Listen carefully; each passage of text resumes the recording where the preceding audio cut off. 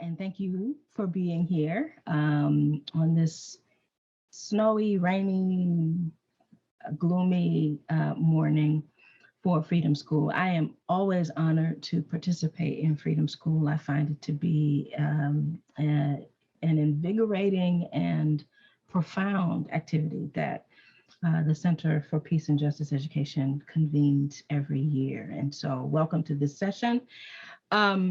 As John said, I'm Reverend Naomi, and I use she, her pronouns. And, you know, I am trained in the formation of the biblical canon, that is the Bible as we know it today, what's in there, where it is in there, etc. And yet, I am part of a Christian tradition in the United Church of Christ that has as its motto, God is still speaking. God is still speaking. This idea that God's revelation to us, that God's words to us are not solely contained in the biblical text, that God is still speaking, still revealing God's self to us. And so that's the inspiration for this conversation that I've been longing to have, and Freedom School is the perfect place to have it. So I hope that this is the first time, but not the only time, that I'll be able to get with some folks to entertain this idea of reopening the biblical canon. That is to say, what if we took the back cover off the Bible and included other texts that we consider sacred because they reveal more of God's speaking, right? So that's the inspiration behind this idea of Freedom's Epistles, a third Christian testament. So I want to welcome you all. Why don't we just introduce ourselves to each other, since we've got a small group here, just so I can hear your voice and you can say your name in the space. So let's just go around and say our names. If you'd like to share your pronouns, you can do that. And then maybe what you're looking forward to this weekend. Okay, so your name, pronouns if you'd like to share, and then what you're looking forward to this weekend. So John, I'm going to come back to you. Yes, thank you, because I realized I did not introduce myself when I introduced you, which was my mistake. But I'm John Edwards. I'm Director for Residential Ministry and Campus Ministry, he, him pronouns. And this weekend, I'm looking forward to getting a long walk outside at some point on Saturday. Nice. Glad to be here. Thanks, John. Thanks, John. Let's popcorn. And anybody feel led to go next? Oh, yeah. My name's Philip Donna, and I'm looking forward to sleep this week. Nice. Yes. Thanks, Philip. Hi, I'm Lisbeth Villalobos. I go by she, her, and I'm looking forward to, I don't know, I guess just not having school. Yes, being off. Thank you, Lisbeth. I'm Ava. I go by she, her, and this weekend I'm going to a family friend's wedding, so I'm looking forward to that. Nice. All right. Thanks, Ava. Good morning, everyone. My name is Atia Love. I'm the Associate Director for OIA over in Student Life. And so, Reverend Naomi, I owe you an email. I know it, it's coming. But it's good to be here and be here in this space. And I guess this weekend, it's kind of weird. I'm looking forward to reorganizing my closet and cabinets. And that actually brings me joy. So I am looking forward to reorganizing my life. I love it. I love it. And I might listen, if you send me an invoice, I can hire you so you can come over here and organize my cabinets because the spices look a mess. So thank you. All right. Good. All right. So I've got some slides that I'll walk us through. So let me go ahead and share my screen. Okay, let me check in. Can you all see this title slide I've got up? Okay, great. So Freedom's Epistles, a third Christian testament, ? Right? Because I understand that the notion of ripping the back cover off the Bible and elevating other texts, right, to the place of spiritual significance and importance that the 66 books of the Bible share or enjoy might be a daunting prospect. Okay. And so I'm proposing it, I'm suggesting it. And at the end of this, I want you to tell us what you think of my proposal. Okay. Jen, I want to welcome you. I don't want to put you on the spot, but I just see you popped in. And so I just want to say hello. All right. So here we are. First of all, I want to stake this claim that is pretty irrefutable if you look at the centuries of biblical scholarship that has already happened. The Bible is genreful, right? In other words, the Bible is a book of books, right? That we have many different kinds of topics, many different kinds of styles, rhetorical styles in the Bible, right? And so I just want to set that as a foundation for our exploration. We've got law in the Bible, in a book like Deuteronomy, just a bunch of legal codes, right? It's like if I gave you, the Bill of Rights or something and, read that, right? Law. And then we've got history, right? Histories of families, genealogies, histories of nations, right? As illustrated by a book like 1 Kings or 2 Kings. We've got wisdom literature, right? Illustrated by a book like Proverbs, or my personal favorite of the wisdom texts in the traditional canon, Ecclesiastes, right? So books that are, like the sage, we're sitting around the feet of a sage who is sharing life lessons with us, wisdom, right? We've got poetry, beautiful songs in the biblical text. Of course, Psalms is probably the first thing that comes to mind when we think about biblical poetry. We've got narrative. So somebody's narrating some action, right? Telling a story, right? In the Gospels, we get live action, we get dialogue, we get a life narrated, right? We've got prophecy. One of my favorite prophets, Isaiah, right? So the Bible is full of many different kinds of genres, including epistles. Yeah. So Christian scripture, or traditionally known as the New Testament, I've tried to pivot to saying Hebrew Bible and Christian scripture, so that I don't dip into the Old Testament can be discarded in favor of the New Testament, which can be experienced as anti-Semitic. So Christian scripture includes 21 epistles. That's a lot for a section of the Bible that only has 27 books, right?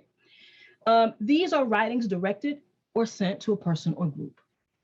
And so I find it fascinating that letters, just written from one person to another, ended up in the biblical canon, elevated to the point of sacred texts, right? I find that very interesting. And we know that the writers of these epistles intended that they be read aloud, right, to the recipients. They contained theological reflection and interpretation. We think about the Pauline epistles. Paul was waxing poetic about the crux of the gospel message. He had his own theological musings and interpretations, right? Solutions to local problems were also contained in these letters, right? It was clear that somebody wrote to Paul and said, we got this problem. We can't handle this, infamously, perhaps. These women over here, they won't shut up. That must have been the letter, right? And Paul writes back to the church about what to do about those women over there who won't shut up. Don't get me started on Paul, right? So Paul is kind of a consultant. Think about a consultant writing a memo to a client about how to deal with a difficult situation.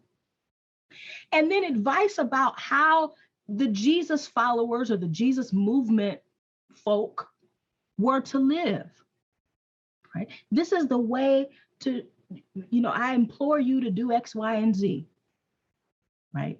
If you want to be faithful to this Jesus movement, right? So these letters functioned not just as a check-in, how y'all been, love you, wish I was there with you. I mean, that's there too.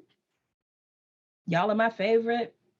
I enjoy writing you, right? But also there's a lot of material. There's a lot of theologically significant material in these letters, right? So here's the question I want us to ponder for the time we have together.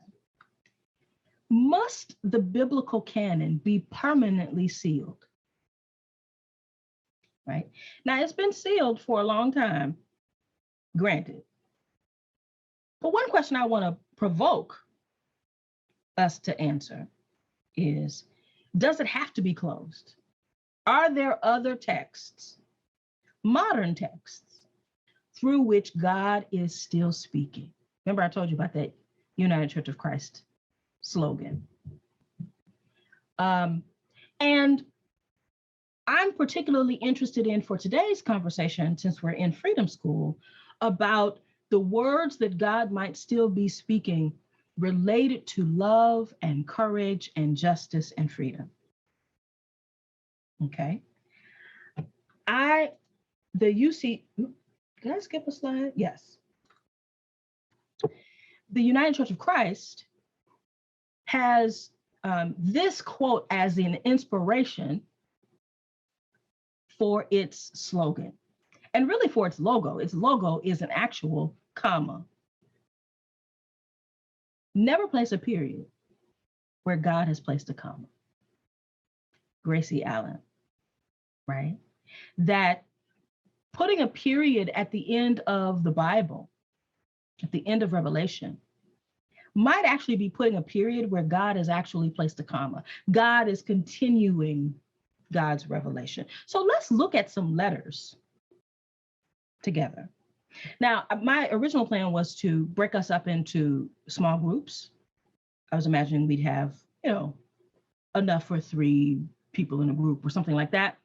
I think we're going to all just stay in the same room and walk through the letters one by one. How's that? I have selected 5 letters from the last, let's call it 60 years, that I would propose could rise to the level of sacred text. And so I want us to look at those letters together and talk about whether or not we think these letters qualify for a third Christian testament. Okay, that's the plan. Let me tell you a little bit about each letter before we read them. Okay. First letter is a letter written from or by Zora Neale Hurston, who was an author and anthropologist and filmmaker, to W.E.B. Du Bois, who was a sociologist and socialist and historian, author and editor, and right. So Zora writes a letter to W.E.B. Du Bois. We'll look at that. We'll look at a letter from the early 60s, written from or written by 8 white clergymen in Birmingham, Alabama. It was an open letter, so it wasn't directed to anyone in particular, but certainly we can imply that this letter was targeting Martin Luther King Jr. and his folk who had come to Birmingham to organize, right? And you see the pictures that I've chosen here. So the upper left-hand corner picture is not a picture of the 8 clergymen. Trust me, I tried to find a picture of the 8 clergymen, but they never took a picture together. So there you go. But this is a picture of a KKK meeting at a church. And so this, to me, illustrates the kind of context where we had kind of the baptism, the religious baptism of Jim Crow going on, right? And then this, of course, at the bottom is the mugshot of Dr. King when he was arrested in Birmingham and taken to the Birmingham City Jail. We know that he wrote his famous letter from Birmingham jail after having been arrested, after having taken this mugshot, right? And that letter was a response to the open letter that those 8 white clergymen wrote. So I thought today, and instead of looking at letter from Birmingham jail, which I think is also a candidate for inclusion in this expanded biblical canon, let's look at the letter that prompted the letter from Birmingham jail. Okay, so that's one letter. We're also going to look at an open letter that some young Asian American activists wrote to their families. So the screenshot on the left is a picture of some of those young Asian Americans who composed this open letter to their families. And then the picture at the bottom is a picture of one of those young Asian American leaders and her father, right? Okay.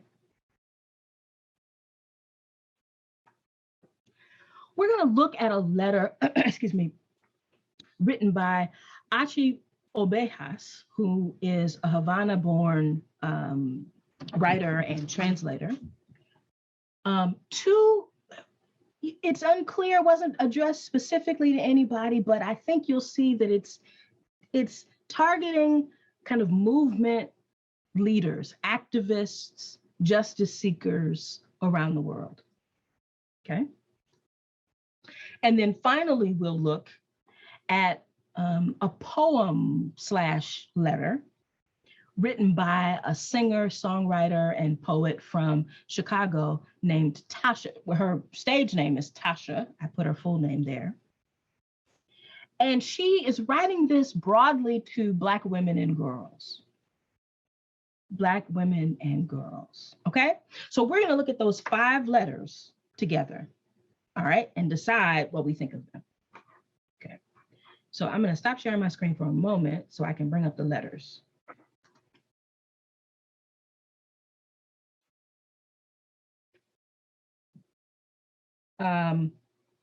So I think what I'll do, because we are looking at all of them together,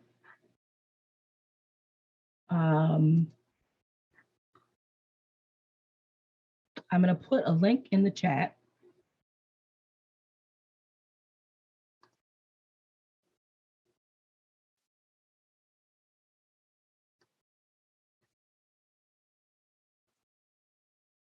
Sorry about that. Okay, so if everybody can go to the chat, click on the link I just put there. Click on that link. And what should come up for you is a Google Jamboard. And before we do anything, I want to explain to you how we're going to use this Google Jamboard. Okay, so you click on the link and you're in there. You see that I have copied and pasted the letter text in some frames. So if you go to the top where it says 1 out of 3, you see at the top? If you click that right arrow, you go to the second page of the letter, and then click right again, you go to the third page of the letter, all right? So that's how you go from page to page. And then over to the left side, you see a little key. It's like a vertical list of icons. See that? The 4th icon down looks like a little Post-it note. See that, like a Post-it note with a couple of lines of text. You're going to click on that sticky note. A Post-it, an editable Post-it note comes up, and then you can write something. So I'll write something just to show you how it works. You write something, you click save, and it appears. See there what I just did? So that's how we're going to make record of our comments and thoughts. Okay? All right, good. What I want us to do is take a minute to read the letter. All right. You see that it's 3 frames, so you'll have to scroll to your right to see the rest of the letter. And I want you to use your sticky notes to answer the following questions. What's your sense of the context of the letter? In other words, letters are not written in isolation. Usually there's something going on in the world of the author, there's something going on in the world of the recipient. What's your sense of the context? What's going on? What's your sense of what the letter says? If you had to sum up the letter in a sentence, what would you say? So context, content, and then how is God speaking? How do you hear God? Do you hear any theological message in the letter? Okay, so those are our 3 questions. What's your sense of the context? What's your sense of the content? And what's your sense of the theological significance? How might there be some theological connections that we can make in the letter? All right, so I'm going to give us, I don't know, let's see where we are after 5 minutes. And if we need more time, we can certainly take more time. Okay. All right.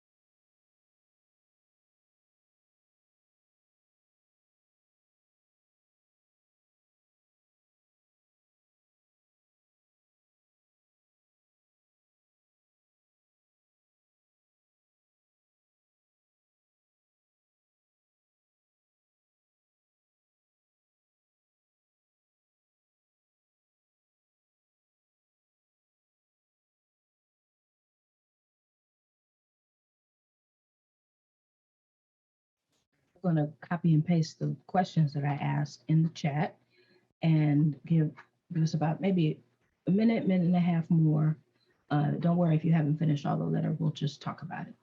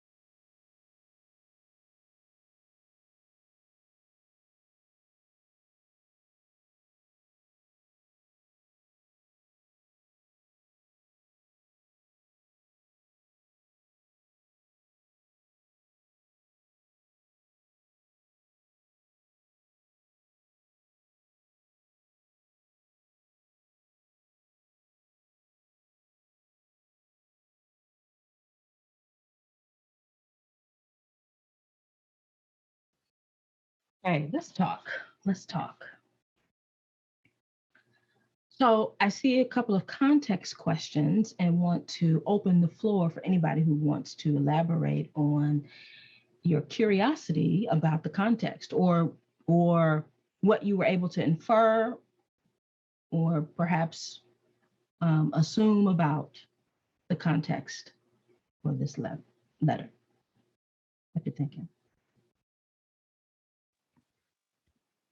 Sure. Yes, I put in the two context questions pertaining to the first slide, the mentioning of Negro artists, and just out of curiosity, just the time frame and time period, if that was a time where many artists were able to now express their gift, and then also the mentioning of finding a place to bury illustrious artists just kind of struck me as odd. And so being in this particular context in 2022, to receive a letter that says, hey, there's many Negro artists who are dying, we need to find a place for them to go. First question is, okay, well, what's going on, right? And, so the context that we're in now with COVID and seeing like, all the places and how people were managing bodies and, all the things that we have seen in the past few years, to then try and place yourself in a different context without fully knowing the context is trying to understand, well, what's causing this particular death? Yeah. I'm going to shed a little light on this particular letter, but certainly these are wonderful context questions. And I think, even if we at the end of the day don't want to add anything to the biblical canon, we certainly can read the epistles that are there with context questions in mind, right? Not just receiving the Pauline letters as, disconnected from their context, but asking questions like, what made Paul write this letter? What was going on, right, in the church at Corinth that makes Paul write them, first of all, and then write about this stuff, second of all, right? So context is important. Anybody else have any context comments or questions?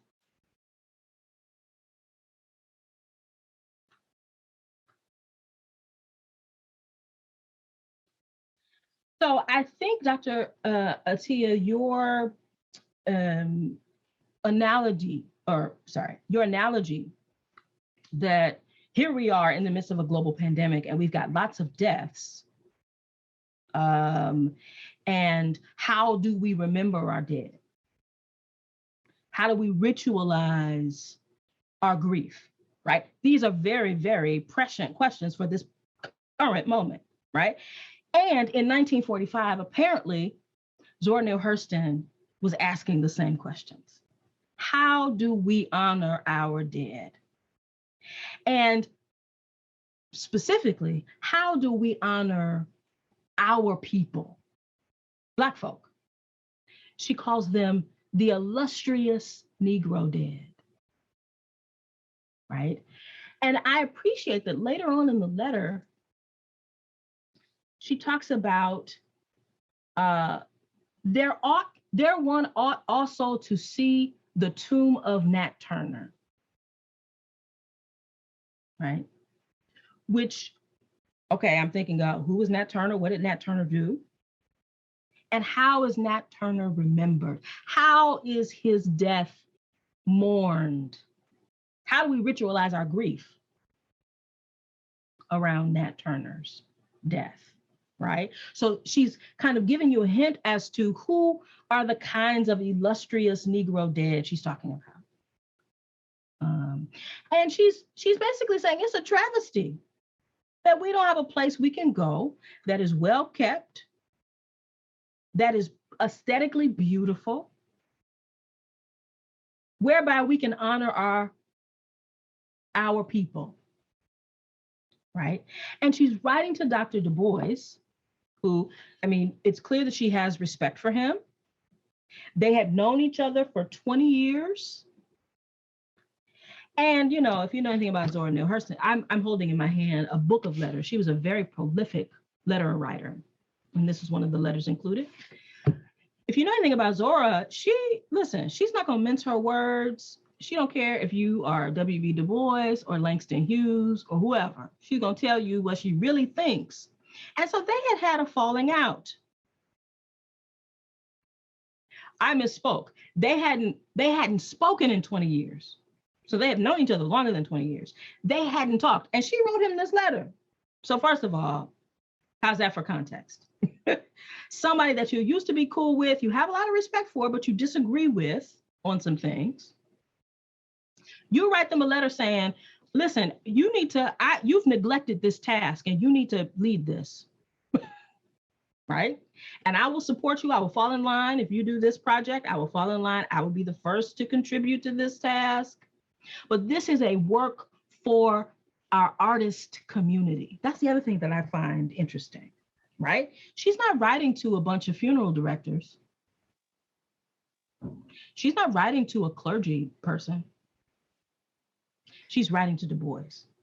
Right? Yeah, I was curious about that. Yeah, because like even in her first words to him, Dean of American Negro Artists, did she give him that title? Right. Who knew? Who knew? Right. And is she being sarcastic? Like, what's the tone here? Right. So there's so much here. Now let's go on to the theological significance, because that's what I want to get to. Anything that is going to rise to the level of being included in our sacred text has to have some message that is spiritually significant. Do you hear God's voice in this letter? If you do, how so?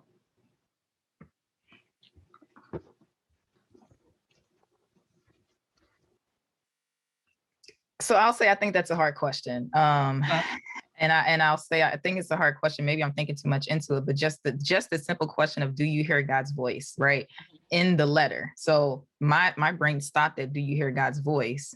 Because I think even for myself personally, I still struggle with, is this God's voice? Is this Atia's voice? Is this somebody else's voice?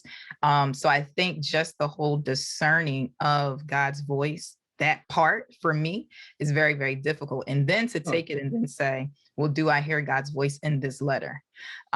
So that is like a very tough question, a good question, you know, but I guess my connection to the theology portion of it was when she started to talk about regular chapel, what that means, and then the decor of it. And so in essence, it's like the creation of worship, but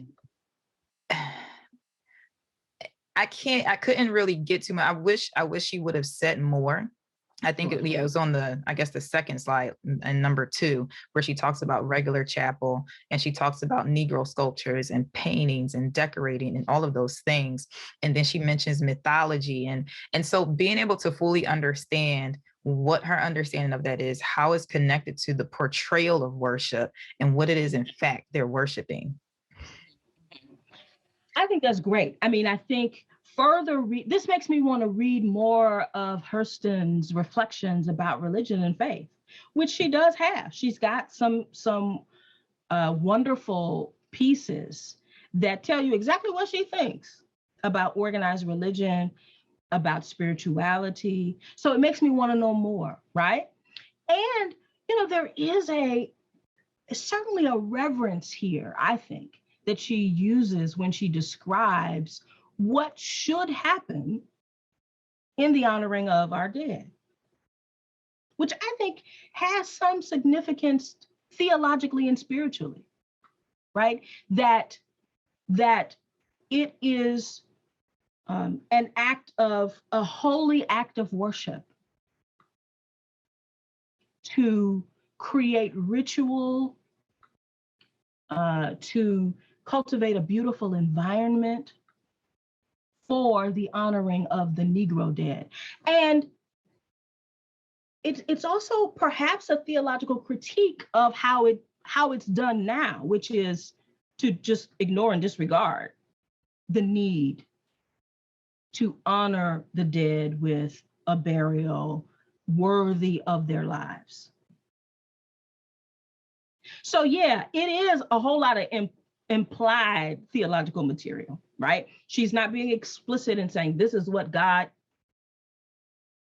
but she's in her reflecting, in her advocating for this project. She's letting us in on her own kind of theology of Black death, her liturgical dreams for Black folk and Black death, right? John, I see you unmuted. Well, I'm interested to hear if Ava or Elizabeth have any thoughts on it. My one thought was just that I am the being about artists in particular, right? And imagining then the significance of artists must be for the Black community, the Black art. So I'm just trying to imagine what impact, what sense of loss is at play there when artists particularly that are lost as opposed to any other person. And then the impact of memorializing artists, the impact that it has on the hope and the spirit of those that are living, given the way that the artists must have impacted, celebrated, given them a vehicle of expression.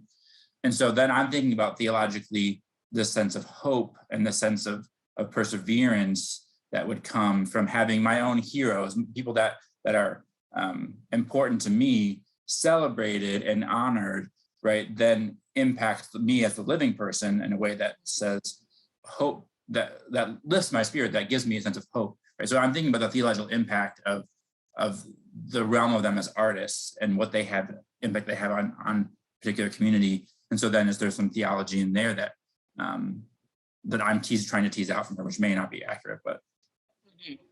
No, I think that our reading and interpretation of these letters is just as kind of speculative, perhaps, as our reading and interpretation of the biblical text, right? We're all interpreting and speculating, and is that God? Is that the writer? What's going on, right? So I think that that's a fine way to approach this. And because she mentions Nat Turner and Fred Douglass, she's also saying some of our warrior folk who have fought for our freedom have also been indignified in death. And so, right, how do we gain our own strength and inspiration by honoring our dead? What is our responsibility to our dead? Right? Good. Now I see we got 10 minutes left, which is terrible. So let me put it up to you to help me choose where we go. We could go zoom all the way to 2018. So go from 1945, the first letter in my timeline, to 2018. Read that. It's a poem. It's on one slide. It's quick, and we can have that conversation. We could also try to squeeze in this open letter to King and his movement, because I think that letter isn't actually it certainly isn't quoted as often as Letter from Birmingham Jail, but it was the catalyst for Letter from Birmingham Jail. What do you think? Should we try to squeeze 2 in or just come forward to 2018 and do the 1?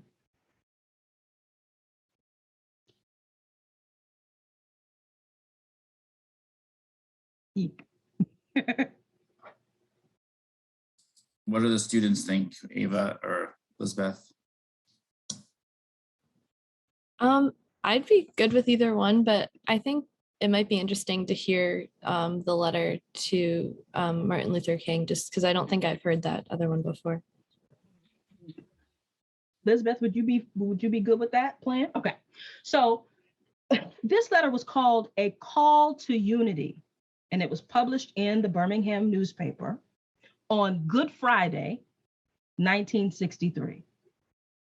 April 12th, 1963, Good Friday, which has its theological significance. And here is the link. It's only 2 slides, so it's relatively short. So go ahead and click that.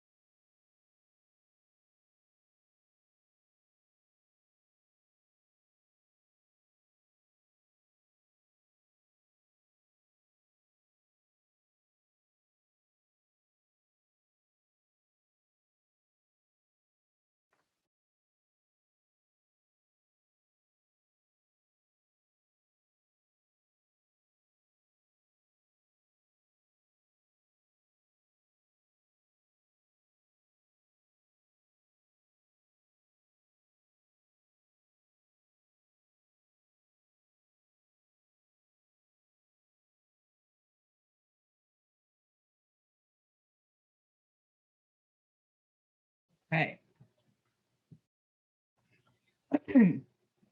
So again, this letter clearly doesn't get printed, quoted like letter from Birmingham jail, but was the catalyst. What's your sense of what's going on in terms of the context?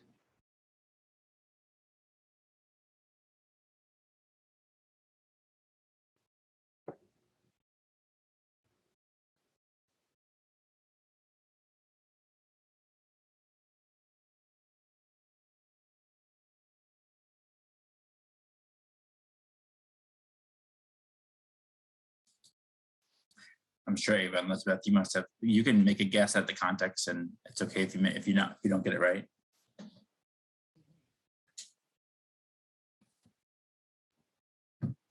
Sorry, I was just finishing up reading it. It seems like it's kind of in response to like the demonstrations and protests and everything in I think in Birmingham, and just just like in response to that. Yeah, I think it's the same thing. Like particularly, it talks about like peaceful protests and how like those may not have been like peaceful or something like that. So I'm thinking like March on Washington, type of like time. Yeah, so we're in 1963. What has just happened is that Bull Connor, who is sort of infamous throughout the civil rights period for his iron-fisted, racist way of being sheriff, enforcing the law, Jim Crow law, he has run for mayor and lost. So he ran for mayor of Birmingham, lost. Somebody else won the election. And what King and others wanted to do was go to Birmingham to make public to shine a light on, that's what King says in a letter from Birmingham jail, shine a light on the injustices that were going on in Birmingham. Okay, so much like we hear all the time about the March to Selma, the Bloody Sunday as the marchers tried to cross the Evan Pettus Bridge, they were met with resistance and beaten and stuff, and it was televised. That was televised. For the first time, folk all over the country got a sense of, oh my goodness, what's going on in the South? In the same way, demonstrators from the movement went to Birmingham to make publicly known some of the stuff that was going on under Bull Connor and other regimes in Birmingham. And so they planned these demonstrations. These 8 clergy wrote this open letter basically saying, y'all doing too much. Wait, things will gradually change. We've got a new mayor. It is unwise and untimely, they say, these demonstrations, right? We need to find proper channels. I mean, this all sounds familiar, right? We talked about how 1945, some of the same complaints that Zora had, we still have in 2022. Well, in 1963, you got folks saying, why can't you just wait? Change is coming. Why can't you just do something grounded in notions of law and order? Why can't you go through the proper channels? I love that phrase, however, technically peaceful, right? The right. protests are peaceful, but because they're getting resistance, right? Because people don't like what they're pointing out. Then the label of unpeaceful is being thrown on the peaceful protesters. On the protesters, right? Right. Yeah. That sounds familiar, right? Yeah. And so this letter, a call to unity. So we could talk all day long about notions of unity that aren't actually, that are like placating, right? When we say peace, we really mean quiet. That letter is what provoked King to sit in that jail cell and write Letter from Birmingham Jail after having been arrested at one of these demonstrations.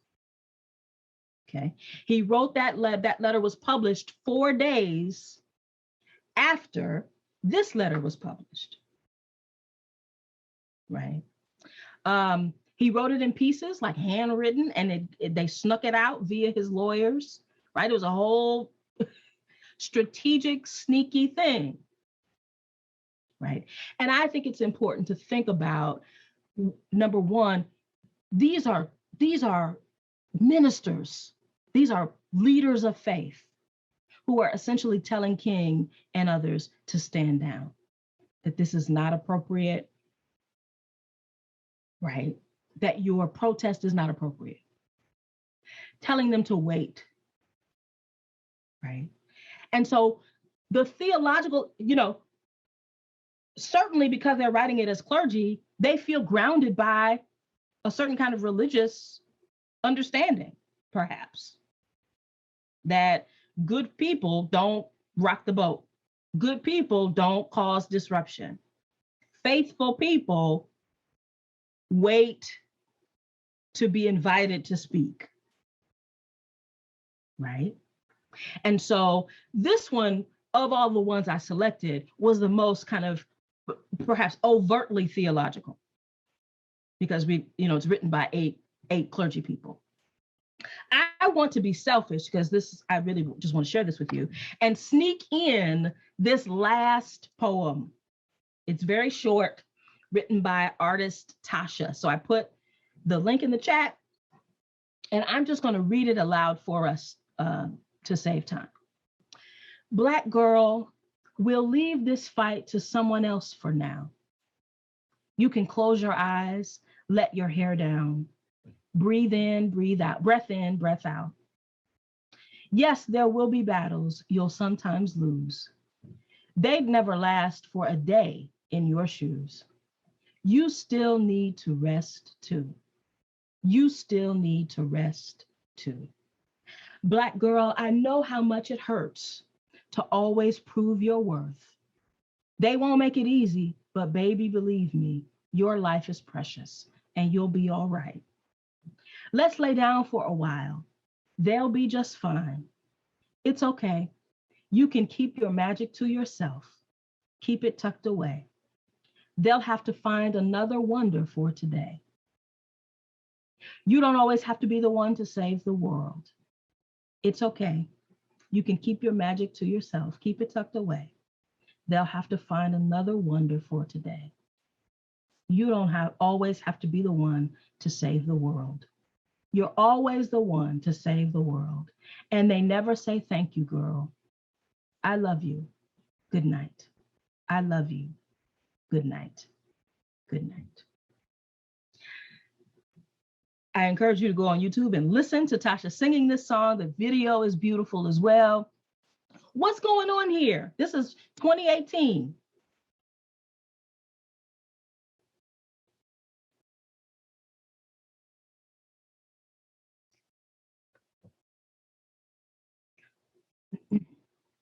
Literally a lullaby for Black women to sit down and rest, right? I'm thinking about this in the wake of the flip of the state of Georgia in this last major general election, right?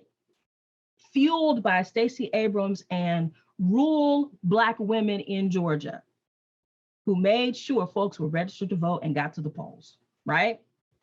I'm thinking about, mothers of the movement who are in part of this macabre club, lost their children behind state violence, who are now expected to lead a movement for justice for their dead children and other people's dead children, right? So she's writing to lull them to sleep. You can rest. You don't have to be responsible. Yeah. So I'll just say this one thing and we can go. I think the theological significance is in the invitation to rest, to not carry the full burden of this work, right? The holiness of saying no, setting boundaries. Sabbath, absolutely. Absolutely. Yes. All right. So what I'm going to do is create PDFs of all of these and with some links so that you can find them online. And I think I've got all your names, so I'll email that out to you all so you'll have them. Okay. Thank you all so much for being flexible and being present today. It was so good to talk to you. Thank you so much. All right. Enjoy Thank the rest of you. your day.